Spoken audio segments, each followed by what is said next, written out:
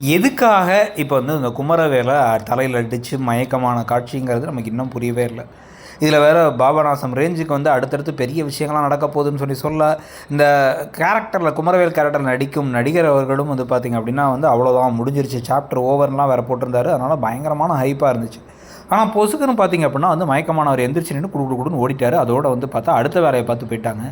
என்ன நடக்குதுங்க அப்படின்னு நமக்கே வந்து பல குழப்பங்கள் இருக்குது. இப்போ இந்த நிறைய இங்கிலீஷ் சீரீஸ்லாம் வந்து பார்த்திங்க அப்படின்னா திடீர்னு வந்து நம்ம முக்கியமான ஒரு ஆள் நினச்சிட்டு இருப்போம், அவங்கள போட்டு தள்ளிட்டு கதையில் போயிட்டே இருப்பாங்க.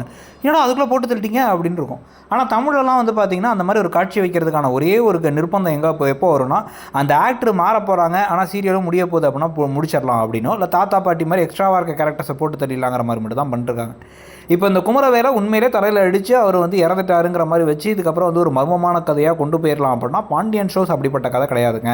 நாங்கள் அப்போல்லாம் கொண்டு போக மாட்டோம். நாங்கள் வந்து ஒரு நேர்கோட்டில் மட்டும்தான் பயணம் செய்வோம். ஆனால் வந்து வில்லி மாதிரி சுகன்யா மாதிரி ஒரு ஆளை கொண்டு வந்து ரொம்ப மோசமான நெருடலான அதே சமயத்தில் மைனா படத்தில் வந்து எப்போ வருவீங்க அப்படிங்கிற காட்சியெல்லாம் வந்து வைப்போங்கிற மாதிரி வச்சுக்கிட்டு இருக்காங்க. ஏன்னா நமக்கு ஒன்றும் புரியலன்னு வச்சுக்கோங்க. ஆனால் இப்போ ஒரே ஒரு நல்ல விஷயமா என்ன அப்படின்னா வந்து ராஜி அந்த ஃபஸ்ட் ப்ரைஸ் கார் இருந்தாலும் 2வது பரிசான பைக்கை வாங்கணும்னு முடிவு பண்ணிட்டாங்க. இப்போ இந்த குமரவேல் தலையில் அடி வாங்கினதெல்லாம் மொத்தமாக எதுக்குன்னா, கதிரை இங்கே வர வைக்கிறதுக்கு தான். 4 மணி நேரம் அவர் அண்ணனையும் கூப்பிட்டுட்டு ஆளுங்க தெரிஞ்சு இங்கே வந்துட்டார். வந்ததுனால ஃபைனல்ஸ் காம்படிஷனில் இவ்வளோ பெரிய சம்பவத்துக்கு பிறகு கலந்துக்கிட்டு வந்து அப்படியே ஜோடியாக வந்து டான்ஸ் எல்லாம் ஆடி கடைசியில் வந்து பார்த்திங்கன்னா கதிர் ராஜி இல்லை மேடையில் ஜோடியாக வந்து 2 பேருக்கு வந்து போட்டியாளர்களுக்கு இடையில் வந்து டான்ஸ் எல்லாம் ஆட வச்சு கடைசியில் வந்து பார்த்திங்க அப்படின்னா இவங்க வேணும்னே கால் ஸ்லிப் ஆகிற மாதிரி நடிக்கிறாங்க. எதுக்காக அப்படின்னா இவங்களுக்கு பைக் தான் வேணுங்கிறதுக்காக. அதனால் இவங்களுக்கு 2வது பரிசை கொடுத்துட்றாங்க. என்ன 2வது பரிசு சந்தோஷப்படுறான்னு பார்த்தா அது பைக்குன்னு உடனே நமக்காக தான் இவ்வளோ பண்ணியிருக்காளா இவன் அப்படியே கண் கலைஞராக கதிர்.